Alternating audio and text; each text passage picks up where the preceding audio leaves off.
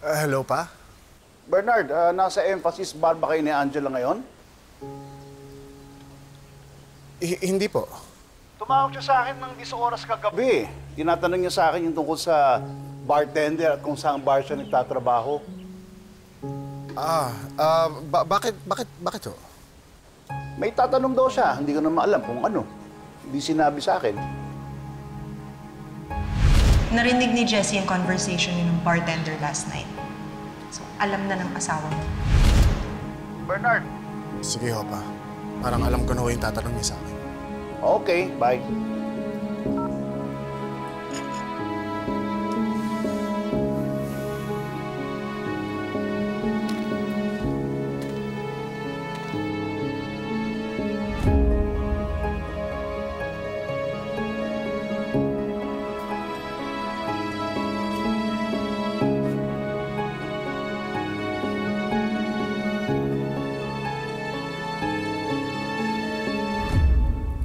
Angela?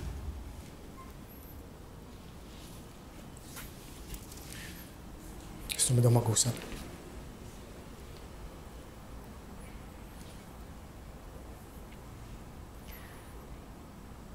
I think alam mo na kung tungkol saan. About honesty and trust. Ayoko munang magalit, Bernard. Ayoko rin na protektahan mo ako sa mga kasinungalingan mo. Kasi alam ko na ang lahat. Nakita ko.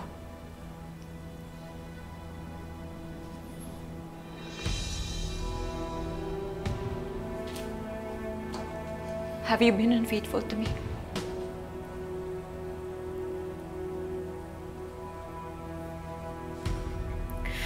Nakita ka sa Emphasis Bar. May kasama kang babae. Sinamahan mo siyang umuwi sa bahay. Tama ba?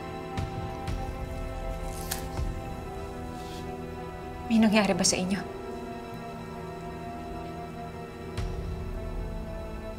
Bernard, alam ko mahirap to para sa'yo, pero mas mahirap to para sa akin.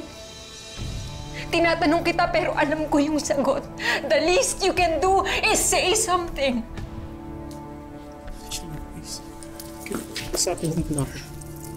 Kuwisa tayo.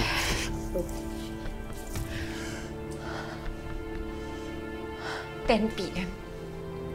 Umalis kayong dalawa ng babae sa bar. 1 a.m. nandito ka sa bahay, may dala ka pang bulaklak. Anong nangyari between 10 p.m. to 1 a.m.? Nasaan ka? Nasaan ka? Nandun ka ba ng babaeng to? Ha?